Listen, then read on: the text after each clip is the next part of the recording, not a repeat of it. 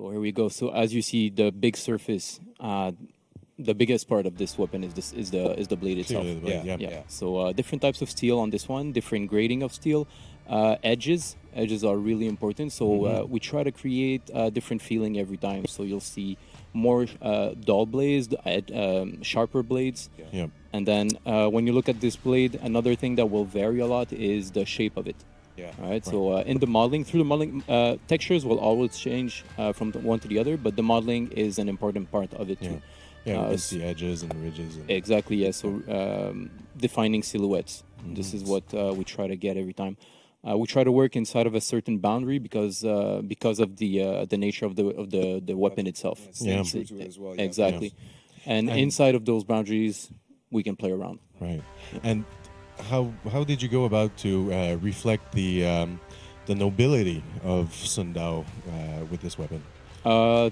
Basically through for sure through the materials. Right. Yeah. So you have a lot of noble materials that go on this. We try to get something out of the culture as well. So as you'll see, one of them has bamboo. So the green one right there has a bamboo handle on it. Very important material in the Chinese culture. Yeah. Also. That colors. blue blade is beautiful. Yeah, so balancing the colors, balancing the contrasts, and that idea of nobility through the designs and the pattern work. Yeah, I mean that sword with the red handle and the engravings and this on one the blade is absolutely gorgeous. Exactly. So as you can see, we can play a lot with the handles. We can change a lot of the design through that handle itself. Yeah. And the guard. So when you look at the guards, different shapes. exactly, and stuff like different that. shapes. And the grooves is one thing that I see a lot of, variety within these weapons is that you can really play. And we're seeing a little bit on the right here with the Changdao of the Chanhu.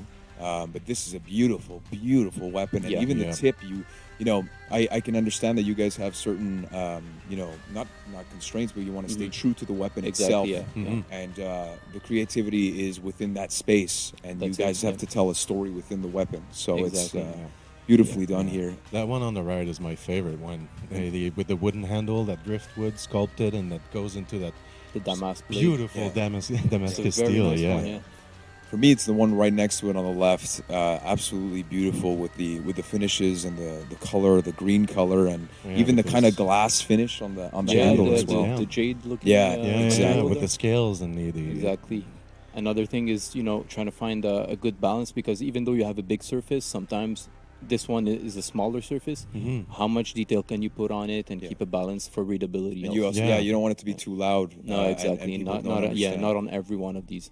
And the main thing here that I see with the last weapon, it's a much more exotic type of shape, which is so cool. Exactly. It's a straight weapon, but even within that, you guys, we can took add the liberty movement there. to it. Yeah. So nice. Yeah, it's kind of a wink to the flamberge. There you go. There you go. And just that silhouette, you look at it from afar, looks like a dragon. It looks organic. It's very different than the other ones. Yeah.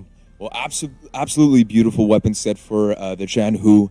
Why don't we take a look at maybe the other characters? As usual, we have the weapons that are going to be with the title update starting November 7th. So let's take a look at that for each individual character, for the Knights, Vikings, Samurai, as well as the other Wu Lin characters. So we're getting into this beautiful white wall room to take a look. Welcome to the Matrix. And let's start off with the Knights here. Obviously, taking a look at the Warden. Is there any theme for this weapon set for this season? No, not this time. So no thematic, no specific thematic for these ones. It's more about creativity, Gotcha. And Gotcha. it's always fun as an artist to be creative and Of course, to just let loose and get the ideas flowing. less restraints, the better. So we had a lot of fun on these ones, working with the materials, working with the shapes, the colors. So balance, Warden, everything. Peacekeeper, and now Centurion. What a beautiful blade that is. Yep. And in a strange way, they all look a little bit noble. Yeah. Except for this one looks a Yeah, little, it's a little A creepy. bit more Yeah. aggressive. Yeah, but it more does fit aggressive. with the Conqueror. Yeah. Exactly. Talk about shield bash, huh? Right. Very nice. The That's law a nice bros who can finally pony up on their weapons for Yeah, real. that's it. Yeah, nice colors on these weapons. So Yeah. the blue and the gold, always a good contrast. Yeah, it's like a royal Yeah. blue here. Yeah. Very, Very regal. I like it. This one takes team color. Some of them will take team color. Is that marble I see on that Yeah, one? in the Wow. center there, yeah. It's marble handle. Absolutely love marble. If you didn't know that, just letting you know.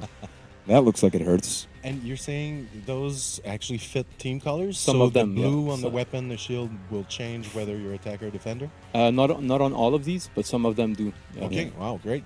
And then finally, of course, with the Year of the Harbinger, we're showing the black priors here. So Yes. look at This this. one is great. It's a blade. very special blade. There's some negative space in it. The way Yeah. it's modeled, Yeah. you'll see the empty spaces in there. It gives a lot of contrast to the weapon. Yeah, that's creepy for sure. I like it. Well, it is Halloween, right? is Halloween. So moving into the what I would think is the samurai, as Samurai. opposed to the Vikings. But yes, so the this Kensei. is the Nodachi. Ooh, I like this. As a Kensei main, I'm very excited for this weapon. Very, very nice. The grooves, yeah, that looks like it hurts. Yeah. That'll slice them off. There we go. And then the Orochi. Orochi, yeah. So, you Beautiful. know, a lot of details for such a small surface. Yeah. That little monkey up there is pretty cute. Yeah. and that the pearlescence on the handle, that's was it difficult to achieve that kind of effect? It is kind of, Yeah. yeah, because you you have to find a way to play with all of your textures to get that effect. Right. And the lighting plays a big role on giving that Yeah. effect too. And So it's, right now, looking at the Shigoki, honestly, this is the Yes. one weapon where I feel that you guys could really, just have a field day on, because it's such a massive weapon, and it allows for so much room to play with the surface. Yeah. And each time I'm really floored by, and again this time around. yeah, what you always guys a can fun weapon to Yeah. work on for sure. Damascus steel. I love Damascus steel.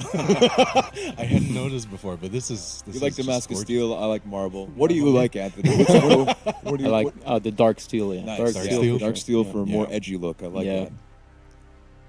And now going Jade. Yeah.